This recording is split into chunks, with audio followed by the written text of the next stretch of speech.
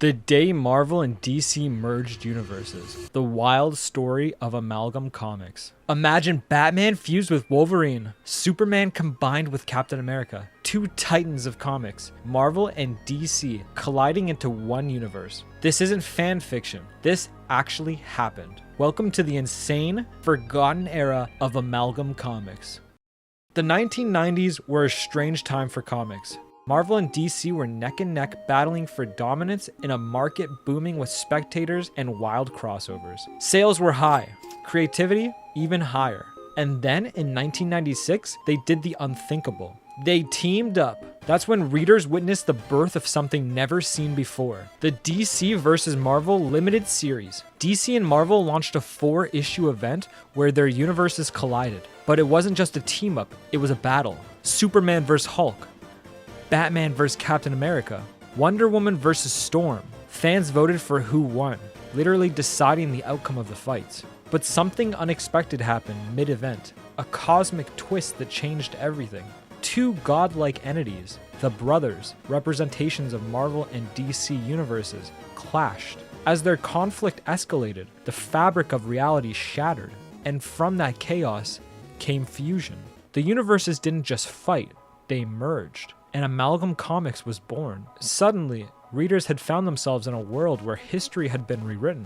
These weren't crossover issues. This was a whole new universe with its own continuity, legacy, and heroes. Think of it like the Twilight Zone of comics. You open an issue and it was like this world had always existed. Let's talk about some of the craziest character mashups. Dark Claw is Batman and Wolverine. The claws, the cape, the impressive detective mixed with the feral warrior. Super Soldier is Superman with Captain America, a Kryptonian serum soldier fighting in World War II. Amazon is Wonder Woman plus Storm, an immortal goddess of weather and war. Spider-Boy is Spider-Man and Superboy. Clone Saga meets wall-crawling team. Iron Lantern is Iron Man and Green Lantern. Genius tech combined with cosmic willpower. And it wasn't just heroes, villains got merged too. Joker and Sabretooth became Hyena.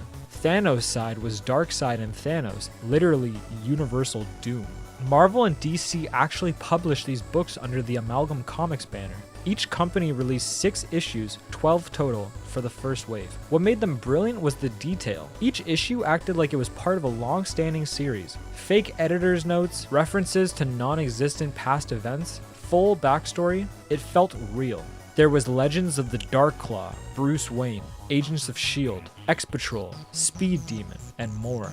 These weren't just parodies, they were deeply thought out love letters to both universes. After the first wave, the DC vs. Marvel series wrapped with a cosmic resolution. The brothers were calmed, the universes separated, but fans, they wanted more. So in 1997, they brought Amalgam Comics back for a second wave. Another 12 issues, more mashups, more madness, and characters like the Challengers of the Fantastic, Challengers of the Unknown and the Fantastic Four. Magneto and the Magnetic Men were Magneto plus Metal Men. Lobo the Duck was Lobo plus Howard the Duck. Yes, this actually happened. So what was the point of all this chaos? Amalgam Comics was more than just a marketing stunt. It was a tribute to comic culture, to the idea that Marvel and DC, despite being rivals, were two sides of the same coin. The stories explored legacy, identity, and power. Dark Claw wasn't just a cool fusion, he was a look at trauma, a symbol of idealism in war. Amazon? Divine strength and internal balance. Even the absurd ones like Lobo the Duck made a statement. The comics can be ridiculous and still full of love. Eventually, the fun ended.